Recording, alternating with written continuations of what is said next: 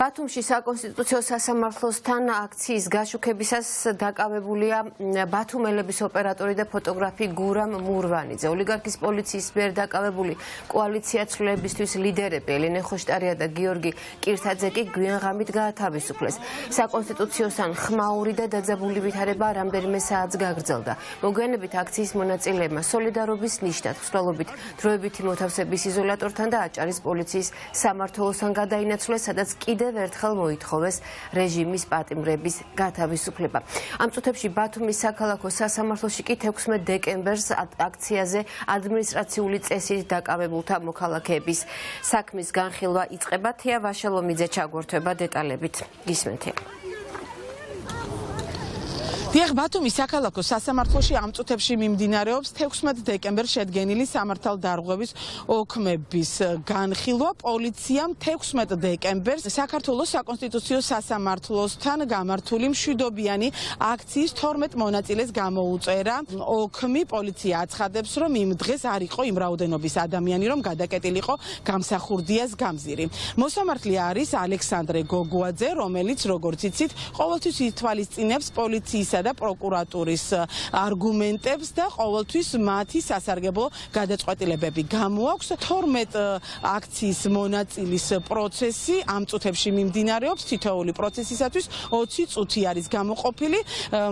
ადმინისტრაციული სამართალდარღვევის ფაქტის მონაწილეებს სასამართლოს დადებითი გადაწყვეტილების მოლოდინი არ აქვთ.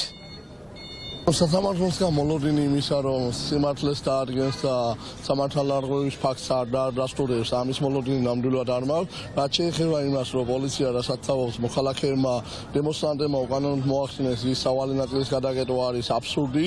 ადგილზე ვიმყოფებოდი მეც და მსგავს შემთხვევას ადგილი არ ქონია. საკმარისზე მეტი რაოდენობაც იყო ადგილზე, რომ სავალი ნაწილი გადაკეტილიყო და უფრო მეცაც გეტყვით, რომ ანუ პოლიციელების მიერ მისდამიმართულად ხდებოდა მანქანების ხარეს გამოშვება, სადაც დემონსტრანტები მართავდნენ აქციას. სახელმწიფო პრაქტიკულად მიტაცებული აქვს ივანიშვილს, მიტაცებული აქვს სასამართლო, მიტაცებული აქვს ყველა ის ინსტანცია, რომელთანაც მოქალაქეები ელოდებიან თითქოს რაღაც სიმართლეს და სამართალს. აი ამ შენობაში, გარდა იმისა, რომ აქ ან ჯარიმას გამოწერენ, ან კიდევ პატიმრობაში გაუშვებენ, სხვა მოლოდინი არ უნდა გქონდეს. ჩვენ ეხლა ყველა მოქალაქე უნდა მოვიდეს აქ, ყველა უნდა დაირაზმოთ და მოხვიდეთ აქ სასამართლოსთან, მოხვიდეთ საღამო შვიცრააცზე, სადაც იმართება აქციები თავისუფლების კვარტალში, ანუ მთავრობის სახლთან და მნიშვნელოვანი არის, რომ ქუჩაში გაგრძელდეს ბრძოლა, რათა დავიბრუნოთ ეს სასამართლო და დავიბრუნოთ ზოგადად სახელმწიფო. 12 ადამიანს შეგვიდგინეს ოქმი, 174 პრიმა მუხლით, მეოთხე ნაწილით გვედავებიან, ეს არის ქუჩის გადაკეტვა და ორგანიზება. ქართული ოცნების სასამართლოსგან ჩვენ კარგი მოლოდინი არ აგვაქვს, იმიტომ რომ ეს არის უსამართლო სასამართლო და ამის მაგალითი არსებობდა 11 ადამიანის, შემდეგ 8 ადამიანის ახალგაზრდების პატიმრობაში დატოვების. თქვენ დაინახეთ, როგორი დაკავების სერია მოაწყვეს ბათუმში გუშინწინ. ამ სასამართლოს და ამ პოლიციის რეჟიმის მხრიდან ჩვენ არ ველოდებით სამართალს. ცხადია, გაგვასამართლებენ, დაგვჭიან, ზოგს პატიმრობაში გაგუშვებენ, ზოგს გამოგვიწერებენ ალბათ ჯარიმებს.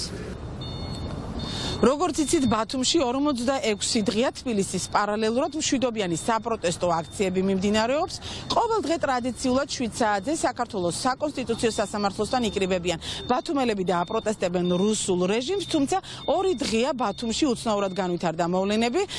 პოლიციას ეგრეთ წოდებულ სამართალდამცავებს ნერვებმა უმტყუნეს და დაიწყეს მასობრივი დაკავებები. როგორც იცით, დაკავებულია გამომცემლობა ბათუმელების ჟურნალისტი, დამფუძნებელი და დირექტორი მზია ამაღლობელი. გუშინ ასევე დააკავეს ბათუმელების ოპერატორი, ასევე გუშინ დააკავეს პოლიტიკური პარტიების ლიდერები, მათ შორის გიორგი კირთაძე და ელენე ხოშტარია და ასევე გუშინ დააკავეს საპროტესტო აქციის 8 მონაწილე. ისინი გადაყვანილები არიან ფოთისა და ბათუმის წინასწარი დაკავების იზოლატორებში. რაც შეეხება გიორგი კირთაძეს და ელენე ხოშტარიას, ისინი დაკავებიდან 3 საათის შემდეგ ხელწერილის საფუძველზე გაათავისუფლეს. ივანიშვილის რუსული რეჟიმი ცდილობს, რომ ზეწოლით, ძალადობით და ჯარიმებით დააშინოს თითქოს და აქ სამოქალაქო აქტივისტები ან პოლიტიკური პარტიები, რაც ვერ იმუშავებს.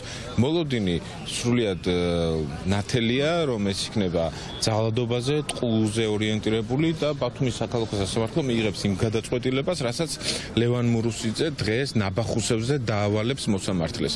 რუსული რეჟიმი მუშაობს ასე, სავარაუდოდ მათ დააჯარიმებენ და შესაძლოა რომ დატოვონ პატიმრობაში.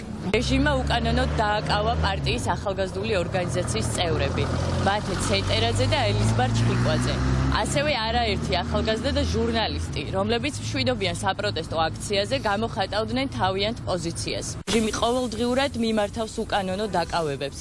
უდანაშაულო ადამიანები იქცნენ ტყვეებად, რადგან ოცნების რეჟიმი ცდილობს დაჟინებით შეინარჩუნოს ძალაუფლება. ეს მოვლენები არის კიდევ ერთი მტკიცებულება იმისა, რომ ოცნების მავნებლური რეჟიმი განსაკუთრებული სისასტიკით იბრძვის თავისუფალი აზრის წინააღმდეგ. ჩვენი ორი მთავარი მოთხოვნაა: ყველა უკანონოდ დაკავებული ადამიანის დაუყოვნებლივ გათავისუფლება. ხელახალი არჩევნების თარიღის გამოცხადება. მართალია არაღიარებულ, არალეგიტიმური, მაგრამ მაინც იძულებით რაღაცა პარლამენტის წევრები ვართ.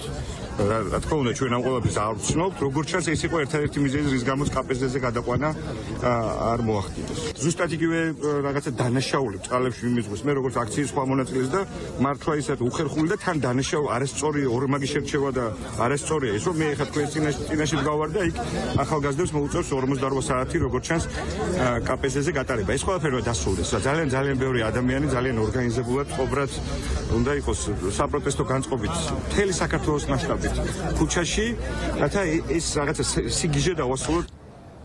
მიუხედავად დაკავებებისა და დაჯარიმებისა, ბათუმელები და ისევე როგორც მთელი საქართველოს მოსახლეობა არ ჩერდება, ისინი კვლავ აპროტესტებენ რუსულ რეჟიმს. აქციის მონაწილეები, რომლებიც ყოველდღიურად საქართველოს საკონსტიტუციო სასამართლოსთან იკრიბებიან, აცხადებენ, რომ დღეს კვლავ შეიკრიბებიან და კვლავ გააპროტესტებენ ქვეყანაში მიმდინარე მოვლენებს და რუსულ რეჟიმს.